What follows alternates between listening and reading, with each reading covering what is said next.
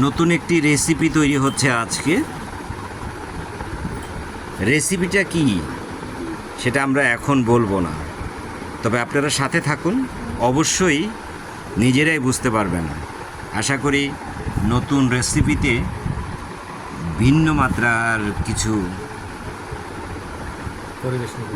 পরিবেশন করব আমরা, অথবা ভিন্ন মাত্রার কিছু নিয়ে উপস্থিত হব। আর তাই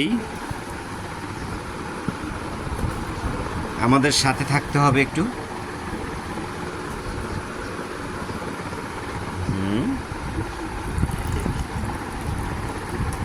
ওয়াও,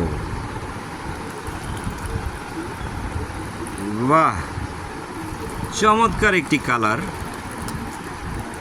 এটা কিন্তু এবার বলেই দেই, হ্যাঁ এটা চা, তবে বর্তমান যুগে এক একটা চা এক এক রকম। যেমন এই চা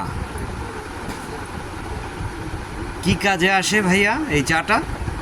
এটা হচ্ছে শরীরের অনেক উপকারী হয়, যেমন হচ্ছে আপনার ডায়াবেটিস, যাদের শরীর ব্যথা, হ্যাঁ ডায়াবেটিস যাদের, এবং যাদের শরীরে প্রচণ্ড রকম ব্যথা থাকে, মাথা ব্যথা, তারপরে হচ্ছে অনেক রোগ বালাইয়ের কাজ করে এটা, মানে নানা রকম রোগের জন্য কাজ করে।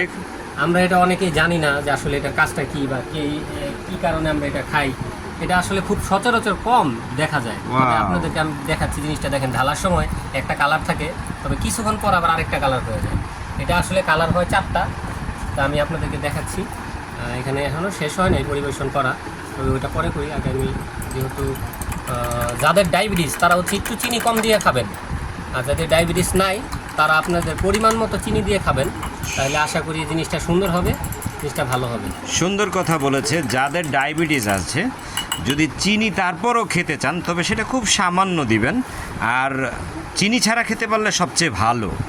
আর যাদের ডায়াবেটিস নাই তারা যদি পরিমাণ মতো, মানে আপনাদের যতটুকু প্রয়োজন ততটুকু নিয়ে খেতে পারেন, তাহলে দেখুন এটা কিন্তু অনেকটা কালার। কেউ আবার ভুল করবেন না যে কেরোসিন ঢালা হয়েছে কিনা, না, এটা কোনো কেরোসিন না, এটা একেবারে প্রাকৃতিক একটি জিনিস। আমি এই জিনিসটা দেখাই, আমি আসলে ডেকোরেশনের জন্য এই জিনিসটা দেওয়া হয়েছে। এটা আসলে না দিলেও চলে, বাট আমি ডেকোরেশনের জন্য জিনিসটা করা সুন্দর, ঠিক আছে, ডেকোরেশনের জন্য সুন্দরভাবে পরিবেশন করার চেষ্টা। এটা অনেক উপকারী একটা চা, আপনারা চাইলে খাইতে পারেন, দেখতে পারেন। লেবুর বিচি ফেলে দাও। হ্যাঁ, আবার তুলে নেওয়া হয়েছে। একটা লেবুর বিচি ছিল। আসলে লেবুর বিচি, যে জিনিসটা আমরা জানি লেবুর বিচি খেতে নাই, লেবুর বিচির মধ্যে যদি দাঁতের কামড় পড়ে, ময়মুরব্বীরা বলেছে তাহলে নাকি 1 যুগ তার জীবনে কষ্ট থাকে। এটা কিন্তু একেবারে বাস্তব, আমার জানা মতো কয়েকজনের, ইভেন কি আমার নিজের জীবনেও ঠিক একই ঘটনা হয়েছিল। এখন আমরা পরিবেশন করব, আপনারা দেখতে থাকুন। যদিও বা দেখা শেষ পর্যায়ে আমি আসলে জিনিসটা বানাচ্ছি। সে অলরেডি পলিথিনে করে যে এই চিনিটা নিয়ে এসেছিল সেখান থেকেই চিনিটাকে দেওয়ার চেষ্টা করছে। এই দেখুন কালার, অসম, এক কথা অসাধারণ।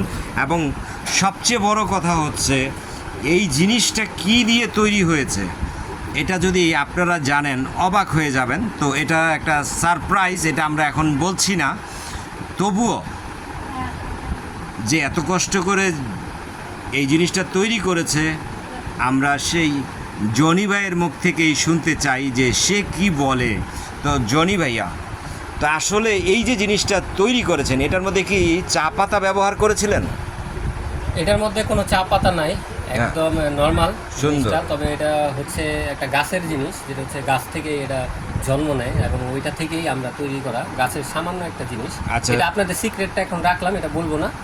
আগামীতে যারা আসবেন আমাদের কাছে এই জিনিসটা পাবেন। তবে আগেই বলে নেই, যেই পড়ে গেছে এটা, তো যেই জিনিসের, যেই গাছের, যেই ফুল থেকে তৈরি হয়েছে সেটার কালার কিন্তু সেম কালার। আর এই জন্যই কালারগুলো কিন্তু অসাধারণ। দেখুন আপনারা, আবারও বলছি, কেউ কেরোসিন তেল মনে করে ভুল করবেন না, কারণ এই জিনিসটা, হ্যাঁ, আর এই জিনিসটা কিন্তু এখন ঠান্ডা হয়ে যাচ্ছে, যার জন্য এটাকে খেতে হবে।